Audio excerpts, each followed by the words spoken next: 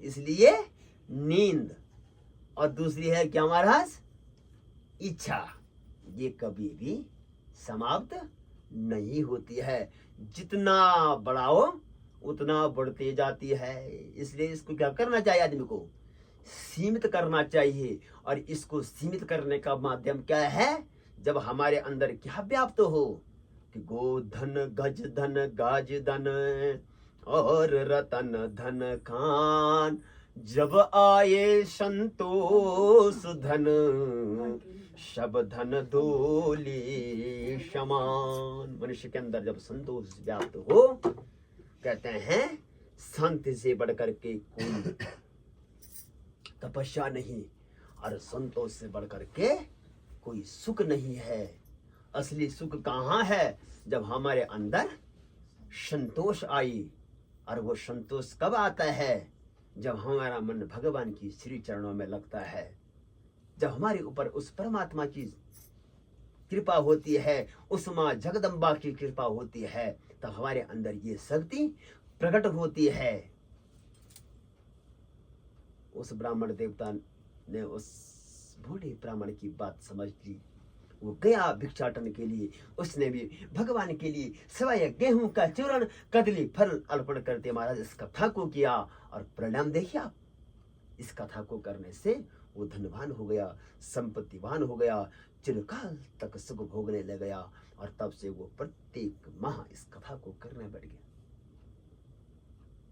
आप लोगों ने देखा होगा कि अन्य जगहों नींद नहीं आती है, लेकिन कथाओं में क्या आती है? बहुत जल्दी नींद आती है। क्यों? कुंभकर्ण की पत्नी का नाम क्या था? निंद्रा देवी। अब निंद्रा देवी को भी क्या था? श्राप था। निंद्रा देवी रोते रोते परमात्मा के पास गई। बोला महाराज आपने तो मुझे श्राप दे दिया है, अब आप बताइए कि मैं कैसे आपका भजन करूं, कैसे आपका जो है गुणगान करूं। कहा तुम चिंता मत करो, जब भी भगवान का भजन होगा, भगवान की कीर्तन होगा, वहां पर तो सबसे पहले दौड़ी दौड़ी आएगी। इसलिए तो कथा में सबसे पहले तभी इधर की झपकी और तभी उधर की झपकी आती है। और नहीं तो चारपाई में जाओ, तभी इधर करवट बदलो, तभी उधर करवट बदलो, वहां आपको नींद नहीं आएगी। और कथा में बहुत जल्दी नींद आती है, इसलिए सावधान। अब ये नहीं बोला कि निंद्रा देवी को वरदान है कि तूने कथा में आने है, तो एक जगह में ऐसे ही बोलने बैठ गया और वहां सब सोने बैठ गए। अरे मैंने कहा क्यों? बल पंडित जी आपने बोला बोल निंद्रा देवी को आना चाहिए, और वो जानबूझ के सोने ही बैठ गए। तो बोलो नारायण भगवान की। इसलिए कहते हैं यहाँ उस ब्राह्मण देवता ने भगवान के लिए सवाई गेहूं का चूर्ण कदले फल अर्पण किया। और इस कथा के प्रभाव से क्या हो गया? वो भी संपत्तिवान हो गया, धनवान हो गया। और तब से प्रत्येक माँ इस कथा को करने बैठ गया। बोलो नारायण भगवान की। एक दिन के बाद क्या है, वो ब्राह्मण तो धन धान्य से परिपूर्ण हो गया, लेकिन एक लकड़हारा जिसका काम था जंगल जाना, लकड़ी काटना, अपने परिवार का यजन करना, अपने परिवार का पालन पोषण करना। देखिए हम लोग बोलते हैं हम गरीब हैं। अरे गरीब हम नहीं है। गरीब कौन है? जिसके पास हाथ नहीं है, जिसके पास पांव नहीं है, आंख नहीं है महाराज, वो गरीब है। सुंदर सुडौल शरीर भगवान ने दिया है, सुंदर आंखें दी है, सुंदर हाथ दिया है, पांव दिए हैं, वो थोड़ी नहीं गरीब। उसके लिए तो क्या है? कर्म प्रदान विश्व रचि राखा, जो जस करहि सो तस फल चाखा। कर्म प्रधान विश्व रचि राखा, जो जस करहि सो तस फल चाखा। इसलिए तो कहते हैं भगवान के पास जाते हैं तो क्या क्या करना चाहिए उस समय? क्या मांगना चाहिए भगवान से? ये भगवान मेरे को भी सुखी रखे, मेरे परिवार को भी सुखी रखे, और बगल वाले को सबको सुखी रखे। ऐसा मांगोगे ना तो वही देगा परमात्मा। और फिर क्या, भगवान के पास तो गए हैं, भगवान के पास, और क्या कह रहे हैं, मैं तो सुखी रहूं और बगल वाला वो दुखी रहे। हाँ, कई लोग होते हैं ऐसे। इसलिए तो कहते हैं धन्य होते हैं वो लोग जिनको मिलते हैं पड़ोसी क्या अच्छे। सबसे ज्यादा दुकान से मिलता महाराज, पड़ोसियों से मिलता है। इसलिए धन्य है वो लोग जिनको क्या मिलते हैं, पड़ोसी अच्छे। अब पड़ोसी अच्छे कब मिलेंगे, जब कहते हैं चोले अलग अलग हो लेकिन मन हमारा क्या हो, एक हो। मन हमारा एक हो तब जो है उसमें क्या है, परम आनंद की प्राप्ति है। ये कथा में क्या करते महाराज, सावधान करती है। एक ने कहा था ना बस कि भगवान मुझे इतना देना, जितना तू मुझे दे रहा है उसका 10 गुना किसको मिले, पड़ोसी को। बोला ठीक है। बोला महाराज मेरी एक आंख, पड़ोसी की दोनों आंखें। अच्छा यही मांग रहा था, तो ऐसा भाव नहीं होना चाहिए।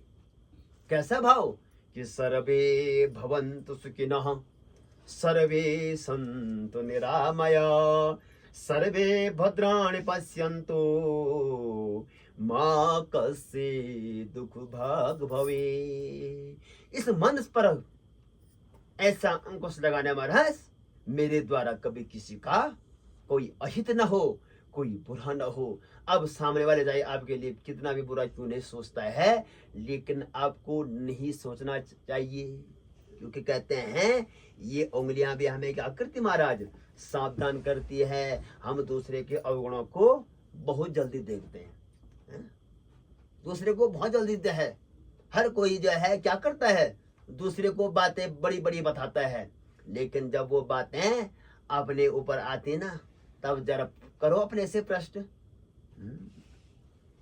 कैसे, जैसे परिवार में छोटा बच्चा कोई गलत काम करता है तो उसको हम क्या करते हैं, डांटते हैं, पीटते हैं, मारते हैं। और अगर वही गलती पिता करे तब किसको पीटना है, पिता ने किया तो बस ठीक है, और बच्चा करे तो उस पर पड़ी मार, जबकि गलती क्या है, दोनों ने समान रूप से किया है। तो कहने का मतलब वहां पर पिता को समझना होगा कि मुझे यह है इस प्रकार की गलती नहीं करनी है, क्योंकि कल मेरे बेटे ने ये गलती की थी, मैंने बेटे को डांट लगाई थी, आज मेरे द्वारा ये गलती हुई है, अब मुझे कौन डांट लगाएगा।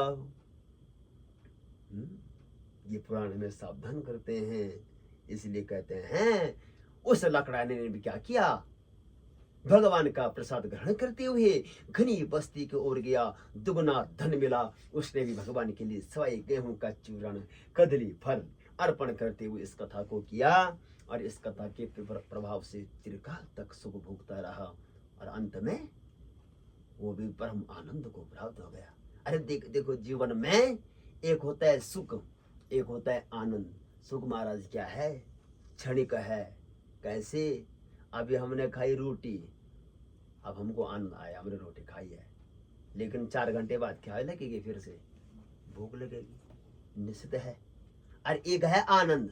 और आनंद कैसे है, जैसे इस हम भगवान की कथा सुन रहे हैं, भगवान का कीर्तन कर रहे हैं, भगवान का भजन कर रहे हैं, यहाँ क्या आ रहा है, आनंद। अब तुम्हें आ रहा होगा, नहीं आ रहा होगा भगवान जाने, लेकिन मुझे तो आ रहा है भाई, बोल नाना भगवान की। तो ये कहते हैं यहाँ क्या आता है, यहाँ आनंद आता है, और वहाँ क्या मिलता है, सुख मिलता है। इसलिए सुख और आनंद दोनों क्या है, अलग अलग चीज है।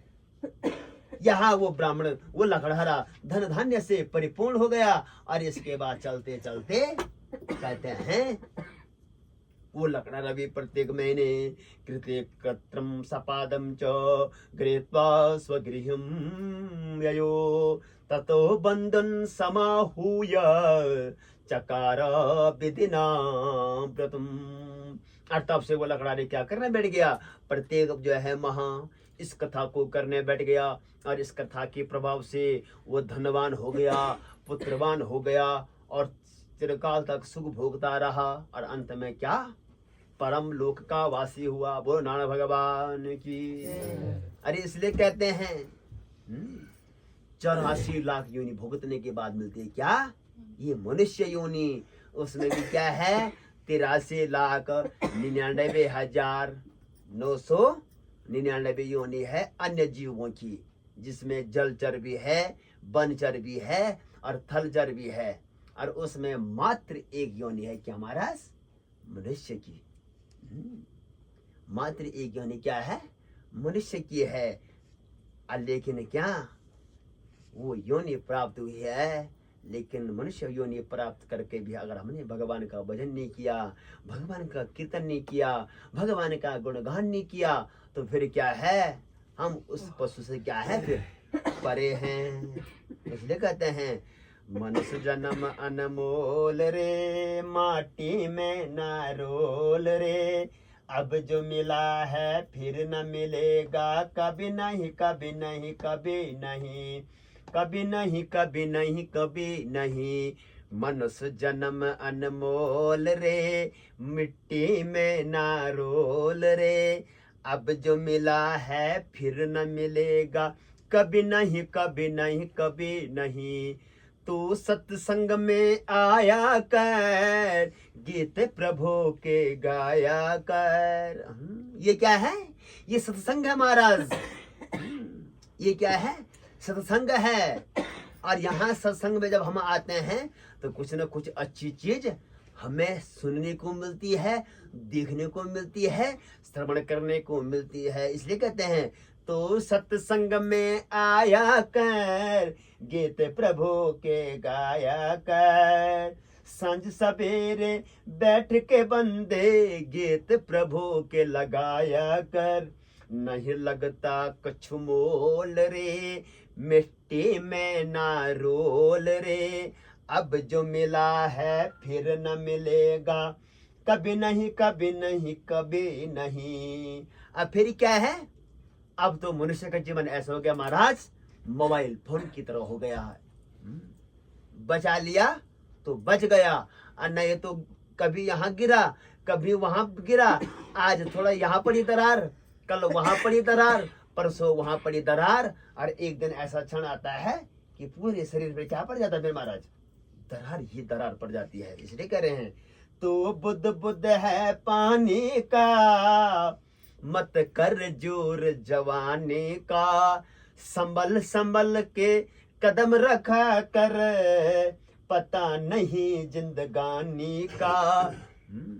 अभी हम यहाँ बैठे हैं, कल ही क्या हो जाए क्या किसी को पता है? नहीं है पता।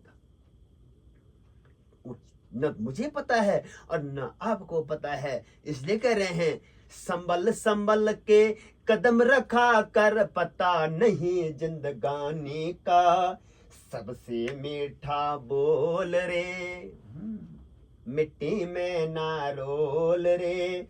अब जो मिला है फिर न मिलेगा, कभी नहीं कभी नहीं कभी नहीं। मनुष्य जन्म अनमोल रे, मिट्टी में ना रोल रे। अब जो मिला है फिर न मिलेगा, कभी नहीं कभी नहीं कभी नहीं। आगे क्या है? मतलब का संसार है, किसका क्या एतबार है। संभल संभल के कदम रखा कर, फूल नहीं अंगार है। मन की आंखें खोल रे, मिट्टी में ना रोल रे। अब जो मिला है फिर न मिलेगा, कभी नहीं कभी नहीं कभी नहीं, कभी नहीं कभी नहीं कभी नहीं। मनुष्य जन्म अनमोल रे, मिट्टी में ना रोल रे। अब जो मिला है फिर न मिलेगा, कभी नहीं कभी नहीं कभी नहीं।